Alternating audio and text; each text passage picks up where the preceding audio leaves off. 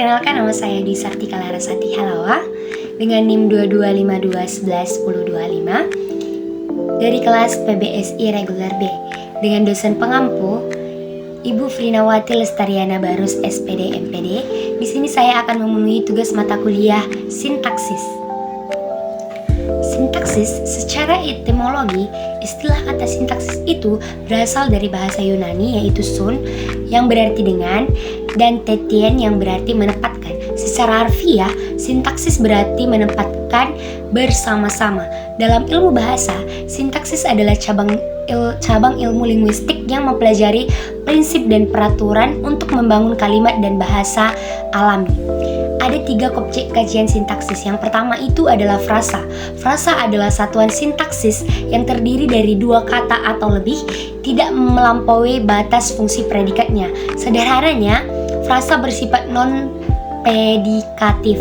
Contohnya itu buku baru, sedang makan, sangat cantik. Ciri utamanya selalu mengisi satu fungsi sintaksis, misalnya hanya sebagai subjek saja atau objek saja.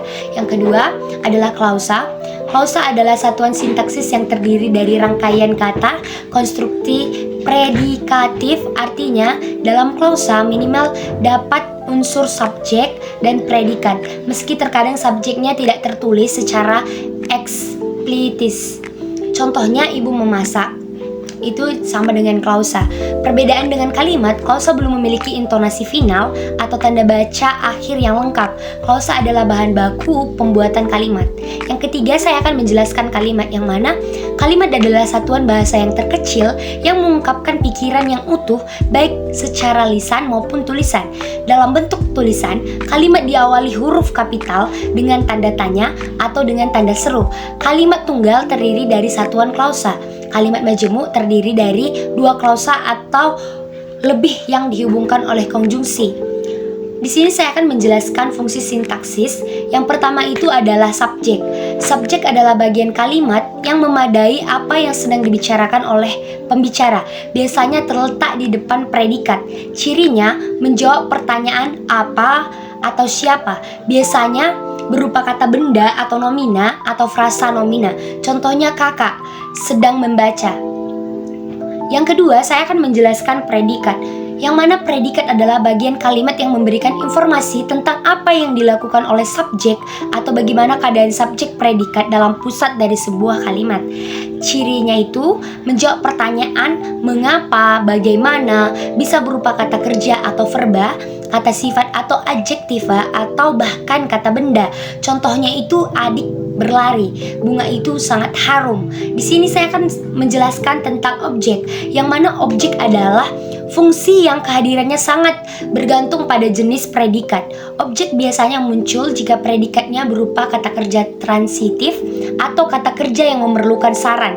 Cirinya itu dapat berubah menjadi subjek jika kalimat diubah menjadi kalimat pasif. Contohnya itu, ibu mencuci piring. Itu pasif, piring dicuci ibu. Itu contohnya. Yang keempat adalah pelengkap. Pelengkap seringkali membingungkan karena posisinya mirip dengan objek atau setelah predikat. Namun, ada perbedaan mendasar dari antara keduanya. Cirinya itu tidak dapat menjadi subjek dalam kalimat pasif. Pelengkapnya biasanya melengkapi kata kerja intransitif tertentu.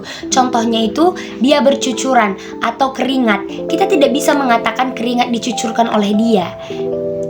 Yang kelima itu adalah keterangan, yang mana keterangan adalah fungsi yang memberikan informasi tambahan mengenai waktu, tempat, cara, dan tujuan. Cirinya itu bersifat mana suka atau opsional. Artinya, jika dihilangkan, kalimat tetap memiliki makna yang utuh. Posisinya juga fleksibel atau bisa dibilang di awal, di tengah, atau di akhir. Contohnya itu, kami belajar di perpustakaan, atau kemarin ayah pergi. Baik, di sini saya akan menjelaskan 3 contoh kalimat. Yang pertama itu adalah pola lengkap dengan menggunakan SPO, pelengkap, dan keterangan. Pola ini adalah pola yang paling kompleks karena melibatkan semua fungsi sintaksis dalam satuan kalimat. Kalimatnya itu adalah contohnya Rani membelikan adiknya sepatu di pasar. Penjelasannya itu, Rani di sini menjadi subjek atau pelaku atau orang yang melakukan tindakan. Membeli itu menjadi predikat. karena kata kerja transitif yang membutuhkan sasaran, adiknya sebagai objek. Mengapa sasaran langsung? Jika dipasifkan, ia dipindahkan ke depan, adiknya dibelikan sepatu baru. Itu menjadi pelengkap, melengkapi makna dari tindakan membelikan. Pelengkap ini tidak bisa menjadi subjek kalimat pasif.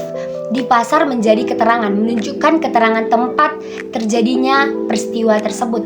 Di sini saya akan melanjutkan contoh yang kedua itu dengan menggunakan pola SP. Ini yang sangat sederhana. Ini adalah syarat minimal sebuah rangkaian kata dapat disebut sebagai kalimat dalam bahasa Indonesia. Contohnya itu adalah burung terbang. Penjelasannya itu, burung menjadi subjek, benda atau makhluk yang menjadi pokok pembicaraan. Terbang itu menjadi predikat, tindakan atau aktivitas yang dilakukan oleh subjek. Predikat ini berupa verba intransitif atau tidak membutuhkan objek. Yang ketiga, saya akan menjelaskan pola SPK, struktur dengan keterangan.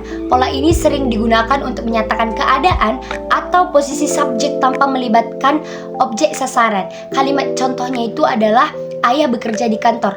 Penjelasannya itu, ayah menjadi subjek, orang yang melakukan kegiatan tersebut.